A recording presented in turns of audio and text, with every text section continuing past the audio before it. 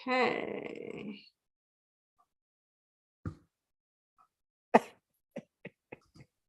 And we're live. Okay. Welcome to Creating the Future Now. This is our show. Me, Kristine Madera, and Deb St. Hilaire, and we're thrilled to have you here. We're live. Oh, no, we're not. Welcome to Creating the Future Now. How did you do that before? Our show. Welcome to Creating Holy Moses. Deb St. Hilaire, and we're thrilled to have you here. Live. Oh, wow. Welcome to Creating the Future Now. How did you do that before? Our show. Holy Moses. Holy Moses. Me, Kristine Madera, and Deb St. Hilaire, and I think I just shut it down. Oh, no, we're not. Welcome to Creating the Future Now. Oh my God. Welcome to Creating the Future Now.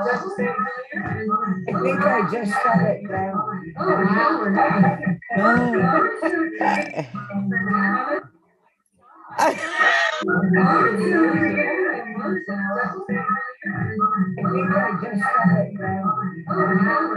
I did shut it down. Let's see.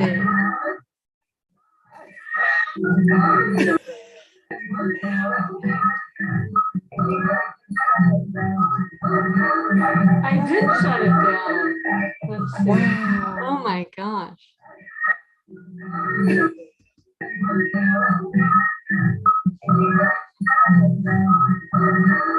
I did shut it down. Oh my God.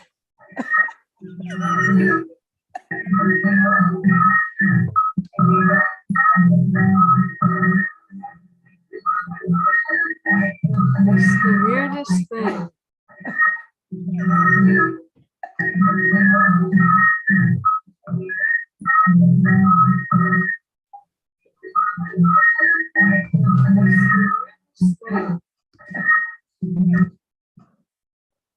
I just quit Safari. Wow. Oh my God. Let's start over again. I hear voices in my head. Oh my God. All right. Whew. Okay. Welcome to Creating the Future Now. This is your hosts. I'm Kristine Madera, and our other host, Deb St. Hilaire. And Deb, why don't you go ahead and introduce yourself first? Okay, great. I am Kristine's friend, and I'm from Michigan, and I'm a holistic life and wellness coach for women. And I went on a spiritual journey several years ago, and that's how I met Kristine, actually. We got interviewed for a show that I used to have, and our paths have crossed again, and I'm so happy to be here with you.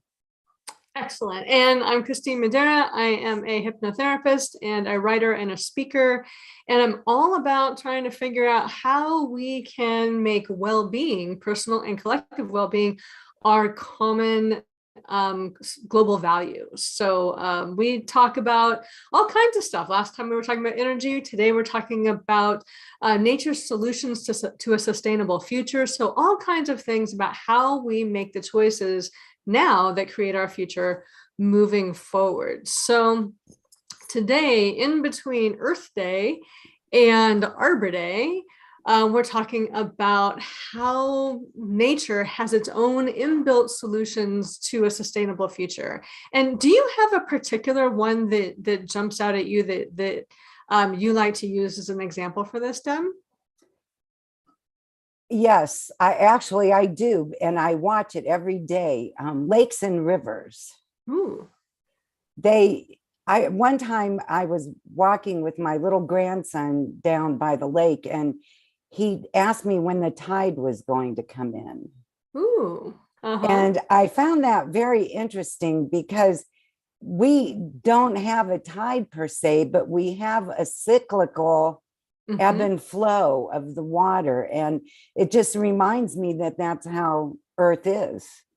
It's all cyclical. There's all ebb and flow, and we have to embrace it and go with it. And there's nothing more so than our entire liquid system in our bodies and on our planet. So I Yeah, think water. Absolutely. And I think you're spot on with that idea of water, because water's always in motion, it's always flowing, it's always changing. So, one of the things in nature, we talk about balance, but balance in nature is never this, coming to this place and staying there. It's like a dynamic balance. As one thing changes, other things adapt and shift to in relationship to that change. And I think one of the things that we moving forward really need to look at is not to try to control the whole system, which I think we try to do, or if we can control part of the system, we control the thing that we think that we can control, and it gives us the illusion that we're controlling everything because we're controlling this one little piece. But as we've seen, when we try to control one little piece of it, doesn't always work. Other things happen. I remember in Australia, the British who came to Australia brought rabbits because they wanted to use rabbits. Was it either for hunting or they wanted to use them for something? Messed up the whole ecosystem. And it messed up the whole ecosystem. Yeah. And the same thing here where I live in Western North Carolina is they brought in kudzu, and they brought it in as kind of it's from Japan, right? And it's kind of a ground cover, and it helps to, keep hillsides and stuff intact, but it also has no natural anything that eats it. So it takes over everything. It takes over whole patches of forest and everything.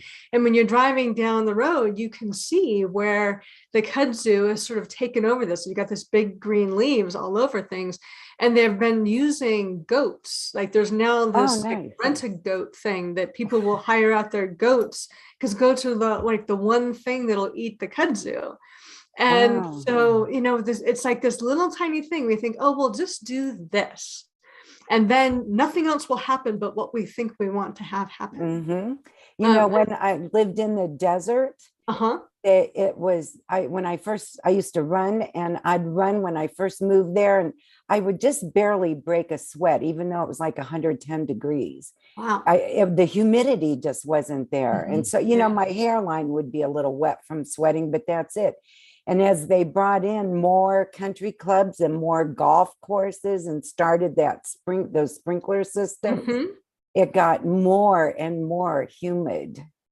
Oh, interesting. Yes. And so turtles were having a hard time with it. Road runners were having a hard time with it. Yeah. And so they had to limit the systems. It was like getting a liquor license, kind of getting a license to sprinkle. Oh, wow. I haven't heard about that one. Yeah. Well, and then they also talk like in the deserts and anywhere really that we've got so much concrete and things for our own roads and buildings and sidewalks and things, and that holds so much heat.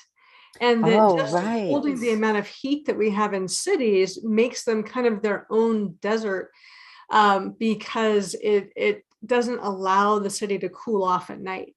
And that changes birds, it changes insects, it changes global temperatures, it changes the way that people can live.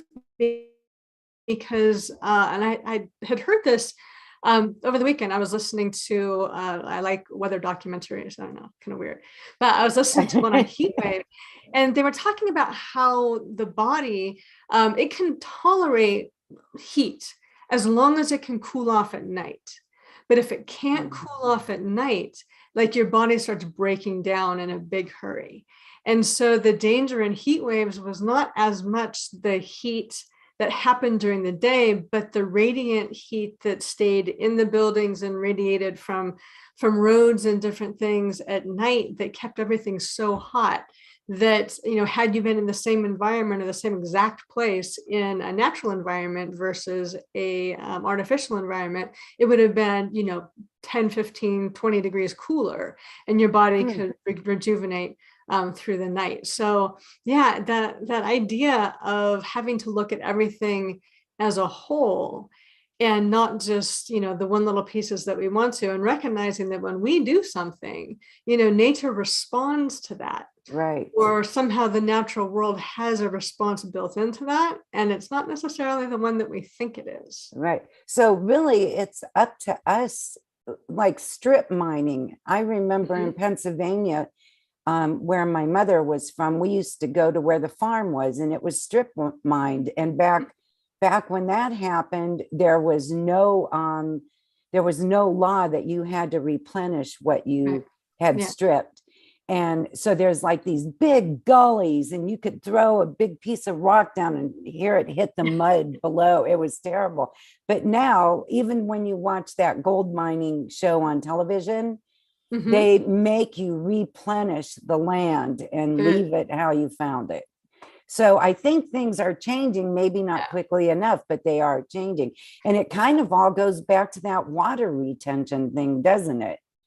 Yeah, well, everything really, water is so central to everything that it ends up impacting absolutely everything. Like even in the strip mining area you were talking about, my husband came from an area that did a lot of strip mining, and it was the water, because everybody had well water.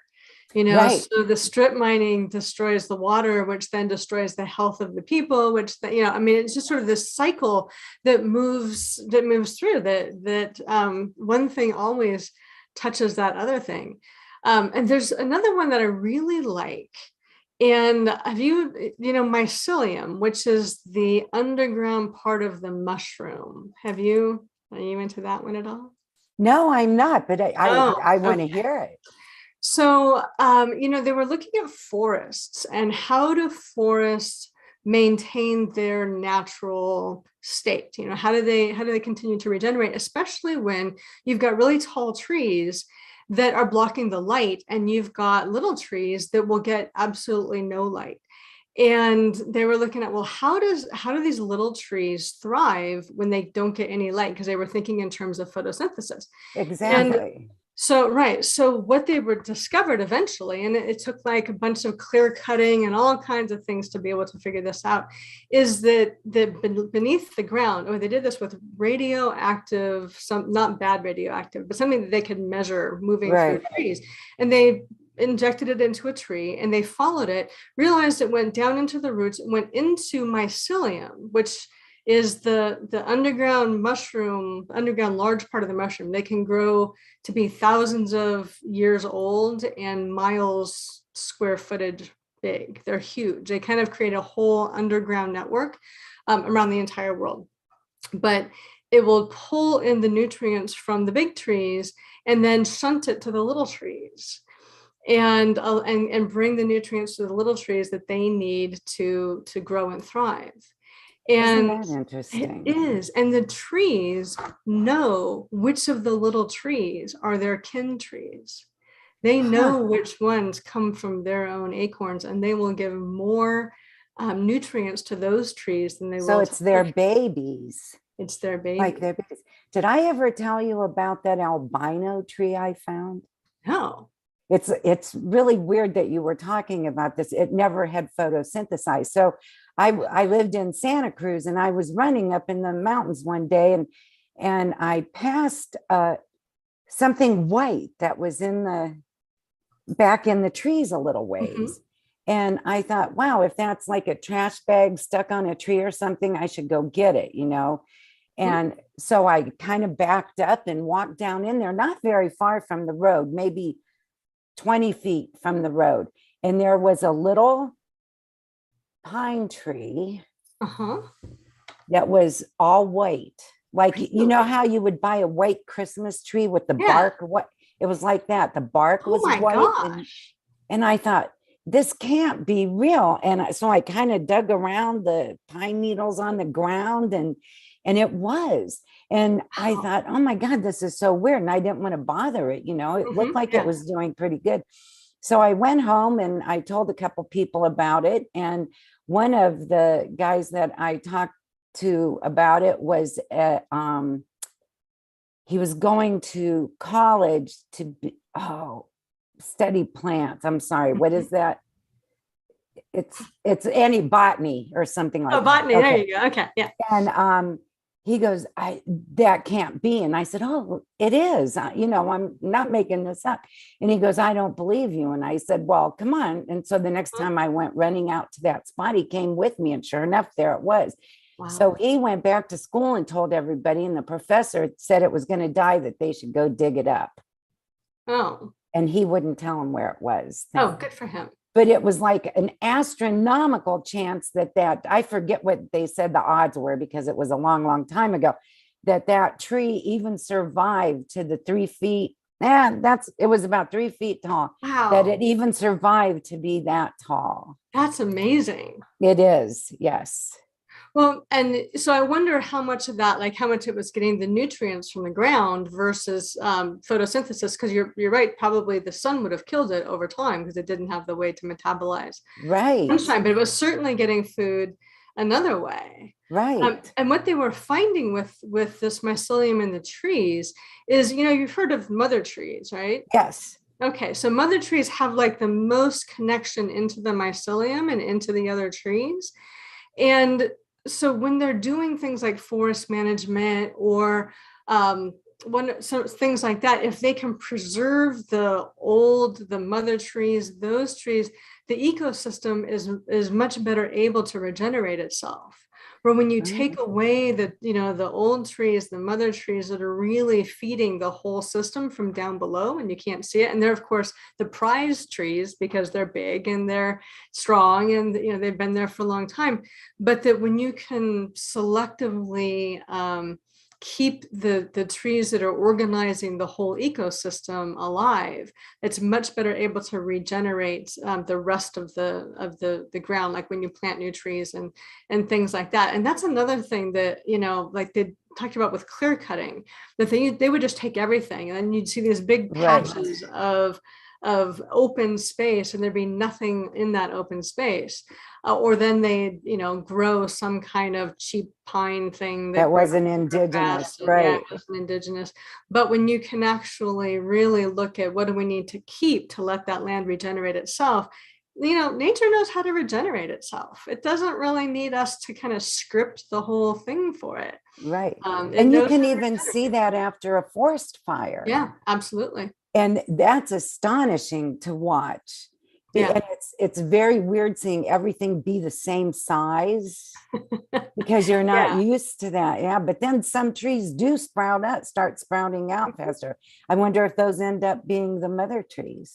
I don't know the mechanisms for that and how a mother tree becomes a mother tree. But I mean, forest fires are part of the natural internal forest management that nature has. And we've sort of tinkered with that by trying to not have forest fires or building houses where we don't want a forest fire because it will ruin the house. So we do interrupt nature quite a bit. But there's a lot that I think we can learn. And especially if we can learn to trust nature and work with nature more rather than trying to micromanage it, like being helicopter parents with nature, because Mother Nature doesn't like that. It doesn't, and like we'll do things like like with farming, back in the day when people first began farming, there was a lot of different plants in a garden or in a field or something like that, but it made it less convenient for things like industrial farming where you wanted to do giant fields of things. And so when you wipe out the whole thing, you only have one crop, then you have to have the fertilizers and the pesticides and all the things that, because you basically stripped it to nothing. I mean, there's nothing but that crop and there's nothing for the land to be able to regenerate itself. But they've got all these great like reforest or crop regeneration, field regeneration technologies that in 3 years, they can help get people's fields so that they're in this state of constant regeneration, but you have to be a little more creative as far as what you plant and how you pick it versus just these giant fields of wheat and corn. And soybeans. A lot of soybeans around here, yes. And a friend of mine actually owns a soybean farm. And she doesn't farm it anymore, but she rents the land out. And she doesn't let him plant soybeans every year. Oh, good. That's another way to do it. Yeah. By crop rotation. So that farmer, she makes sure that he goes by her rules, and it was rules that her father put in place when he was still farming it. Oh, okay. So, and I think that as we're kind of reverting back to old ways, because we realize the damage that we've done, I think. And Hopefully. maybe by reverting back to those old ways, that new technology, like you were just talking about, replenishing that soil is new, but the whole idea, the whole concept of not stripping it of all its nutrients is what is that mindset's coming back. I was reading not too long ago about there's more thyroid problems in the Midwest than there are on either coast. Interesting. Because the salt from the ocean enriches that soil over and over again. And here in the Midwest, it's been taken out. And you can't, it's harder. Remember, everybody used to serve iodized salt. Yeah. That was the thing. And then they took it away and people started using, although sea salt is really good. And so is Himalayan. Yeah. But that's why there was a whole maybe 20 years of women that had thyroid problems in the Midwest. Yeah. And I mean, it was a huge ratio, but, and they didn't know exactly what it was. And then they finally figured out, because of our geographical location, why it was so prevalent here in the Midwest. All right. So is that like, and then they introduced iodized salt, or they took iodized salt away and this came back? They took iodized salt away for a while. And I wish I knew more about that. I don't know why they stopped doing that. Maybe they thought we were getting too much for some reason. And I don't know. But now you can buy iodized salt, but they also recommend that you, the salt intake, remember, it used to be a big thing. Don't use too much salt. And in the summertime when you're sweating, I know. And just like the egg thing, you know, that was. I didn't like that one either. Yeah. And I just think if you wait long enough, they'll change the rules. And so just keep doing it. Yeah. So it's so interesting, though, how Mother Nature knew that our soil, before people were messing with it and depleting it, had other things that were taking the place of that salt. And then when they kept the crops not rotated and kept planting the same thing, they depleted whatever that mineral was and I really couldn't tell you. And it was like started in the 1950s and continued through the 70s before they started realizing that it was our area that was doing. So I had thyroid problems and I didn't know why. And I figured out what it was, and I started taking kelp, sea kelp. And since I've been taking that now for probably 12 years, I don't have those problems. But all my cousins that never moved from this area all have thyroid problems. Interesting. And it's something that's so easy to fix too. You know, a lot of that stuff is really, easier than I think we give it credit for. And, in terms of soil, I was listening to I think it was, Thomas Friedman was talking about this. He had this wide ranging book, but he was talking about topsoil. And I think it was the need for 20 different kinds of biodiverse species within that soil per, space in the top whatever inches of topsoil. I mean, it's very thin, anywhere from like 3 inches to a foot or something. It's this very thin soil that grows everything, that it needs that in order to have everything that it needs to thrive as a soil. And whatever's in that soil, whether it's, wild food or it's soybeans or it's, a peach tree or whatever it happens to be, that the mix of nutrients that support that need to be there. And so they're really working to see about how do you regenerate that, and how do you measure it so that you consistently can have what you need in there. And that's something we don't think of. No, we don't think that topsoil is that. I mean, who would think that? But it is. Yeah. Right. And I was reading something about that too, and how important worms are. Oh yeah. and ants that Mhm. keep everything aerated. And Yeah. yeah, it's awesome. And here we are trying to kill everything. You know, Because if we kill it off, then we can plant this and we put our very specific amount of fertilizer on it. And I mean, it's such a, but isn't it such a metaphor for how we live in this very controlled, regimented, scripted, we all need to fit into this little box that, we figured out how the economy works. So we all need to like adjust ourselves to fit into this box of how the economy right, works, because somehow if the economy works, that's everything, as right. opposed to like, well, nature is actually more primordial than an economy, which is Hello. made up. So, looking at the larger picture, but we've got this idea that, oh, this is how the world works. And if we just streamline everything to work this way, it'll all be fine. And for a few years, it often is. Right. But then down there, it's like fossil fuels in the beginning, although there were a lot of other ideas besides fossil fuels back in the day. We just didn't opt for them. So poor Tesla, it's gone. But in the beginning, it seemed like, well, this is great. It's plentiful, it's cheap, it's easy to do, and all this kind of stuff. And we weren't really paying attention to the pollution, the land, the ground pollution, the water pollution, the air pollution, all of the idea of how it needed to be, moved through an ecosystem and moved through the environment and stuff to be useful. And it wasn't really until later, although, even in the 1800s, there were people saying, scientists saying, no, you're really not seeing the big picture. But it was all about like, well, it's making money, so it must be good, because Exactly. that's the measurement. If it makes And then money, those big oil companies had all yeah. the money to keep pushing it through. Yeah. And it's the same thing. Now I think they're starting to discover solar panels aren't really all that good because of the footprint that the manufacturing leaves, and then also when you get rid of them. Yeah. And it doesn't really, like, I'm writing a novel which actually talks about some of this stuff. So I'm thinking, and I try to think through things a little bit more.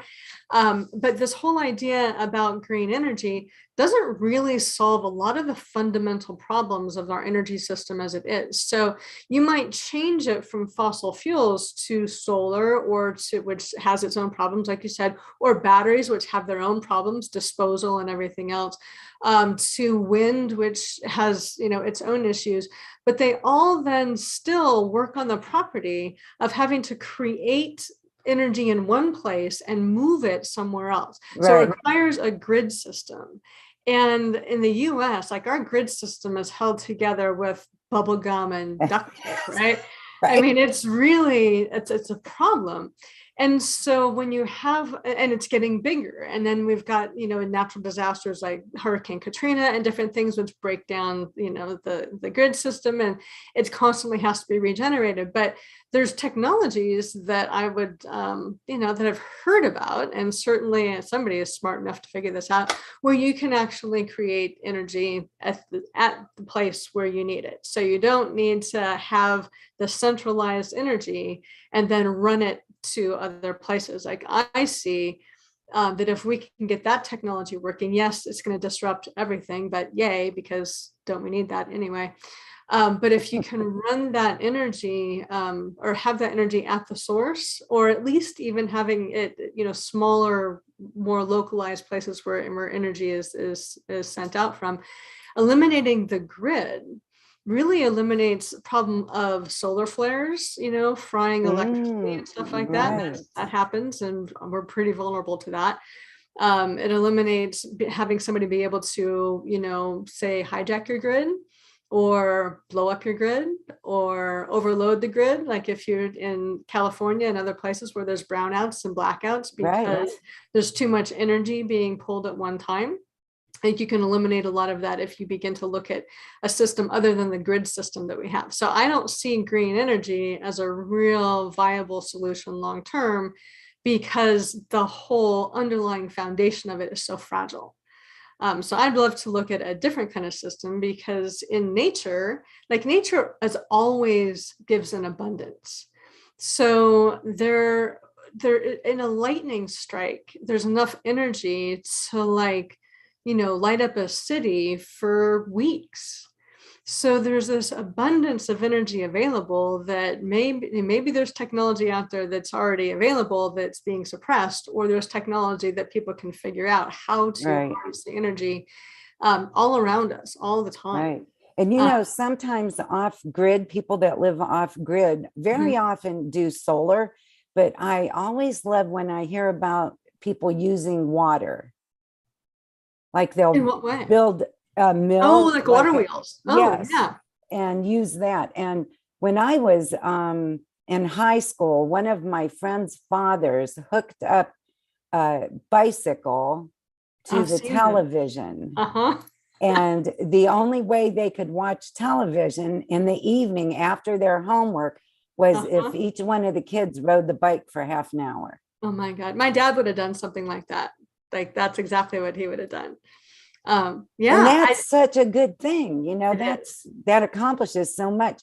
And that's another thing, going with your body likes going to sleep when it's dark and waking up when it's light. Yeah. And in the winter time, look, we do that. We turn on our lights, but we're sleepy when it gets dark. We just refuse to go to bed at that time. And there are so many lessons that we can learn from nature, and to just live with it. Yeah. Instead of like spring, for example, you see all the leaves are starting to get little buds on them. Where you are, they're probably already in full bud and everything. Yeah. Our daffodils just opened up here. Oh, nice. We had in the last about week and a half, everything exploded. Yeah. And isn't that a beautiful time of year? And that's, if we planned our life to synchronize with nature, and look at how bright and nice summer clothes are and spring clothes, and if we did that with ourselves, like in the winter time, it's okay to be cozied in, and then when the weather starts go out and work in your yard and make it more beautiful, and plant food, for goodness sake, and learn to adapt to that, because it's so good for you. And to eat food that is supposed to be ripe when you're eating it, instead of having it in from someplace else, is so much more nutritious and tastes so much better. So there's so many lessons that there are, but it takes that inversion. Right now we think nature needs to fit into what we do, because what we do is so important, and that it's in. Was that sarcasm? Oh no. But it's inconvenient then if we have this predetermined schedule and lifestyle that we're supposed to be living, quote unquote, and then to have to adapt it on a regular basis as we move through the seasons, and things like that doesn't really fit into this neat little 40-hour work week, life as we have constructed it to be.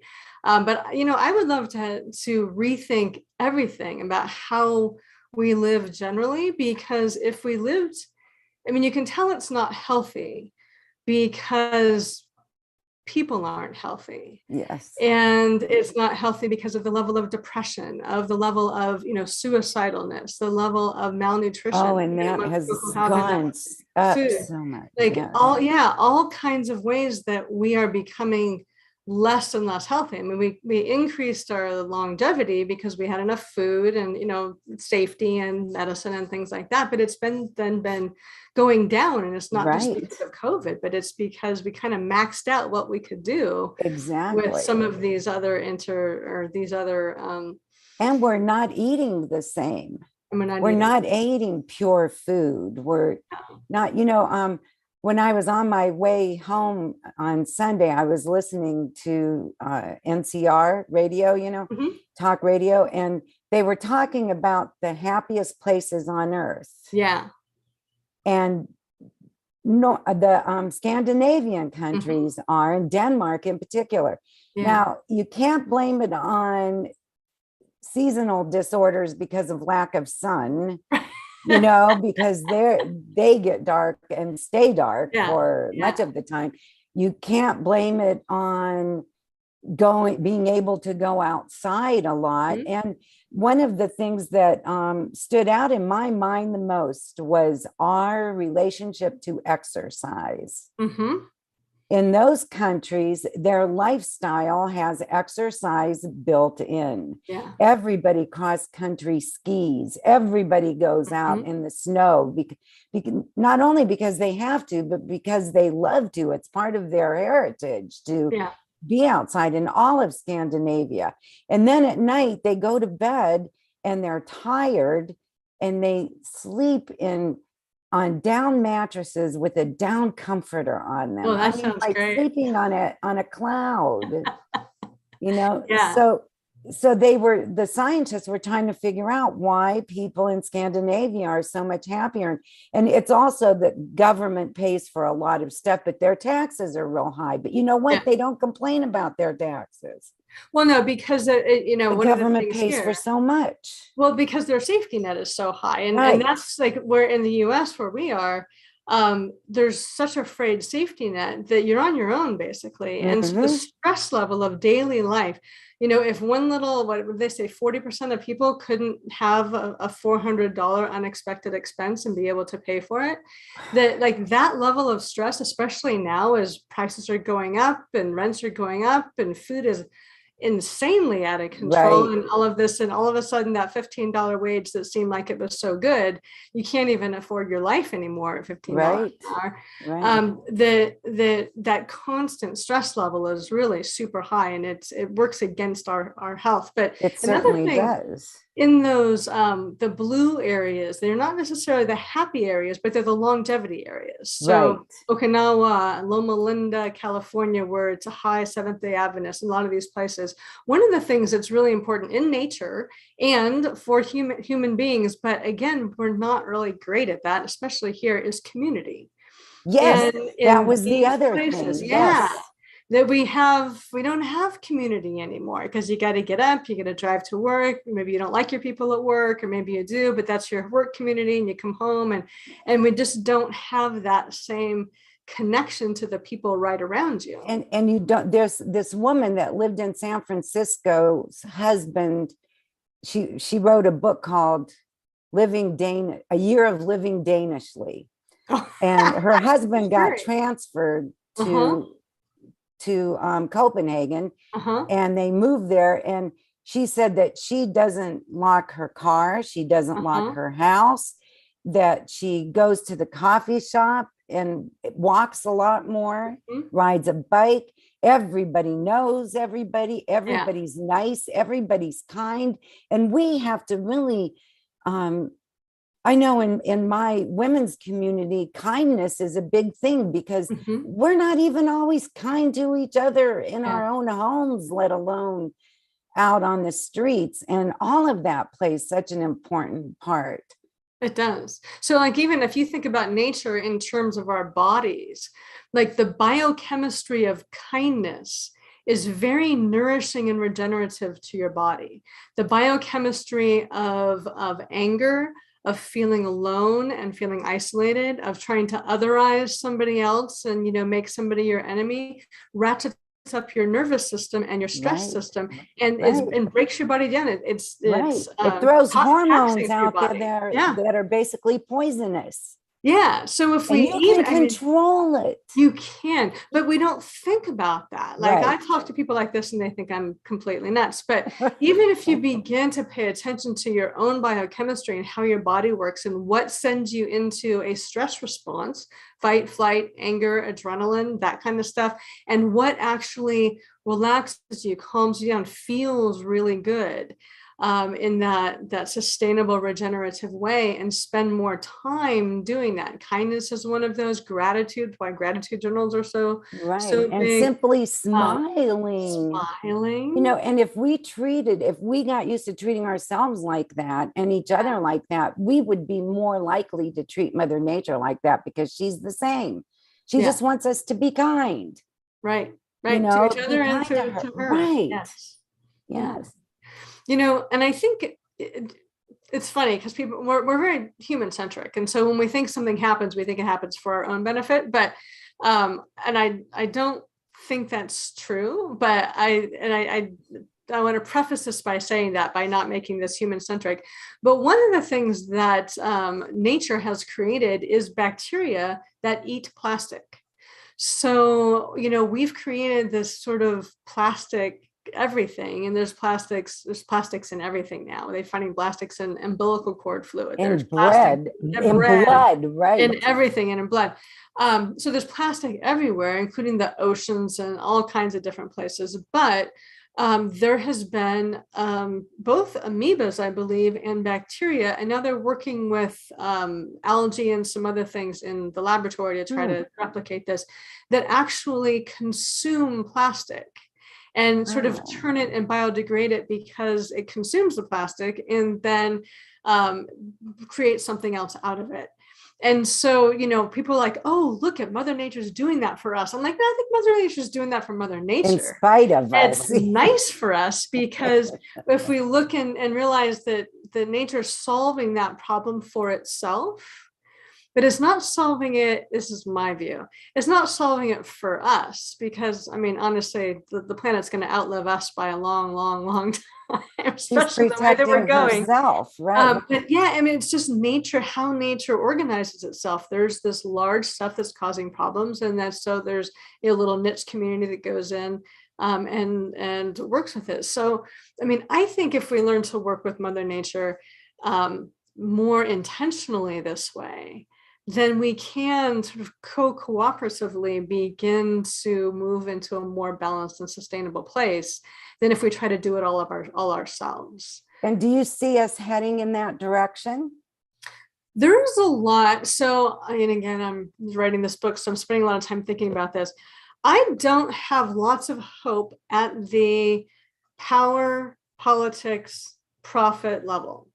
I think things are very incestuous, and they're all designed to maintain and expand this system as it is itself, because it benefits from it. And it looks at short-term cycles, it looks at profit margins, it looks at election cycles and that kind of stuff. It's just not, it's not set up in a way that rewards thinking long-term in terms of like how we sustain ourselves for our grandchildren and great-grandchildren.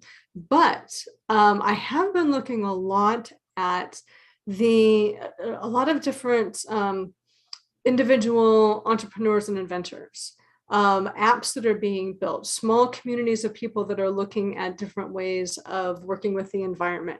There's all of these, there's all this grassroots movement, right, of people who are highly interested in moving that direction. And my personal hope is that we lead from there, and that we just require the politics, the power, and the profit to follow our lead.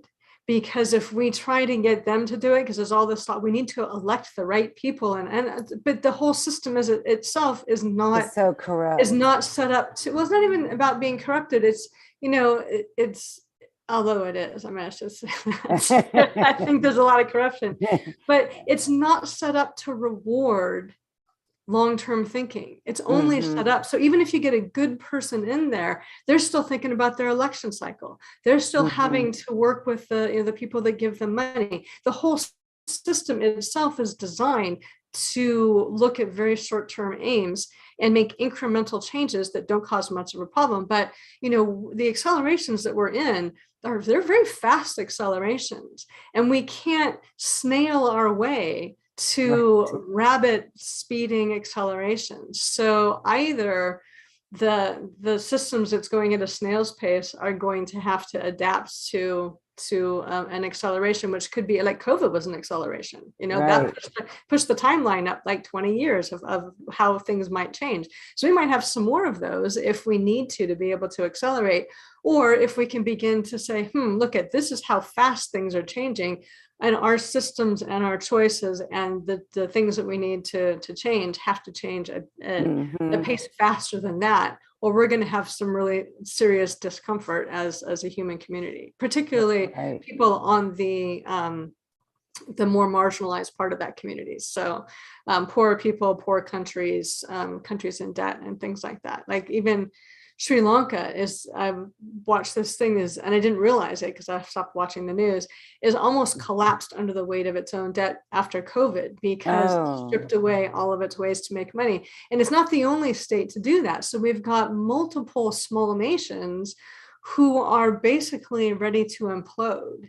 And unless wealthier nations begin to look at, wow, this is happening everywhere, how do we recreate the system instead of just trying to patchwork it or make them all go into austerity? And, because eventually things are going to have to change. And whether it's 2 million people trying to walk over your border because, of war or decisions made elsewhere, whether climate or war or something else, or you begin to make those decisions up front and say, wow, how do we help people stay where they are? Right. So that they have security. That there are people in there that think like that.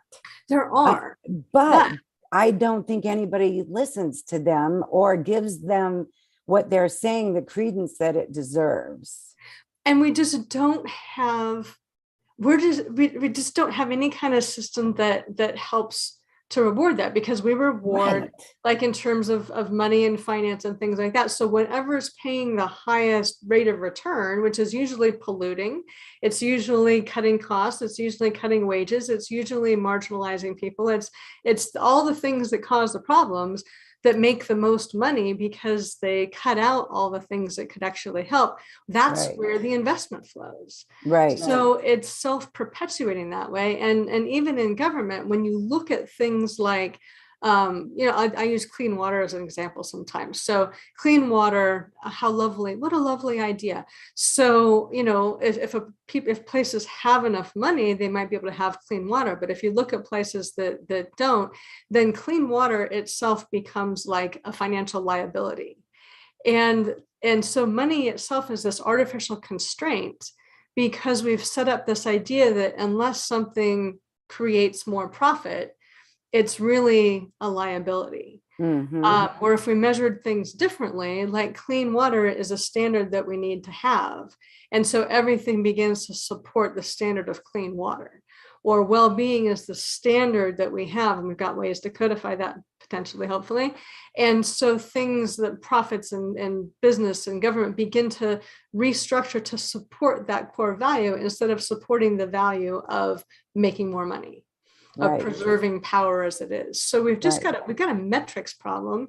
And then we have the problem of people who are really benefiting from the system as it is, having the power to maintain that until it collapses, in which case, the 99% are basically screwed. And the 1% are like, oh, wait, who's going to cut my lawn now? Right. Yeah. Right. And we've seen that happen cyclically, like in 2008, 2009, what happened. And that was due to the economics and people messing around with raising prices of houses and appraising them for that value. And then people getting in over their heads, and vacation properties were so affected. And that's now everything built back up to how it was in the late 90s. And now it's going to happen again. So we need to learn from our mistakes. So I can't remember who was it that says if you don't learn from history's mistakes, you tend to repeat them.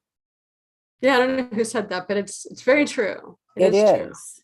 My computer is going dark for some reason. All right. Well, we're kind of heading to the end of our time anyway. So good. We want to remind you, thank you for listening and for paying attention and for coming in. And if you have any ideas or thoughts, please write it under the YouTube in the comments, and we'll look at the comments and maybe bring them into a different conversation or show. But we're here all about helping you make better choices because we're all creating the future now. We have a better way to say that. What is it? Oh, I don't have my book on. Oh, okay. Oh, I know. We're creating the future now, so choose wisely. Yes, That's it. Yes. Okay. Thank you. And so we are live on YouTube on Deb's YouTube channel on the second Tuesday of the month at 2 p.m. Eastern.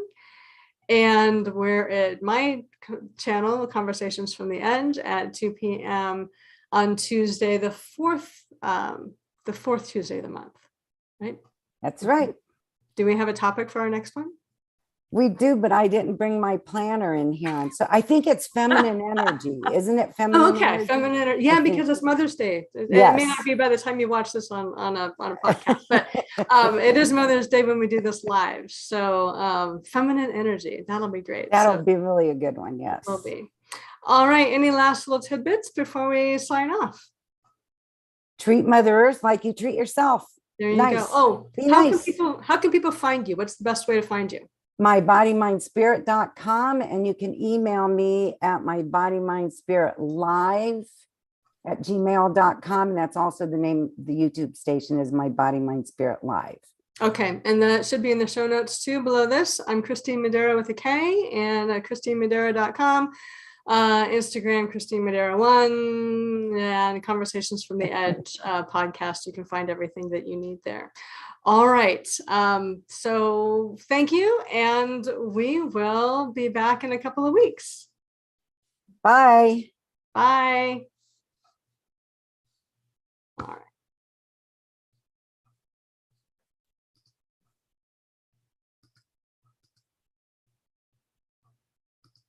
Stop recording. Now I have to go find the YouTube channel. Or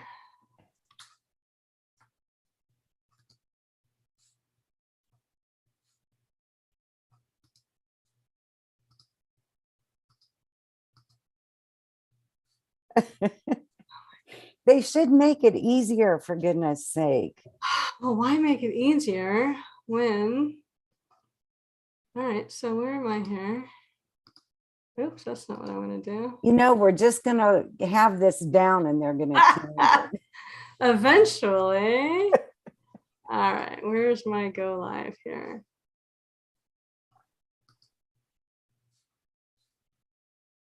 End stream. There we are.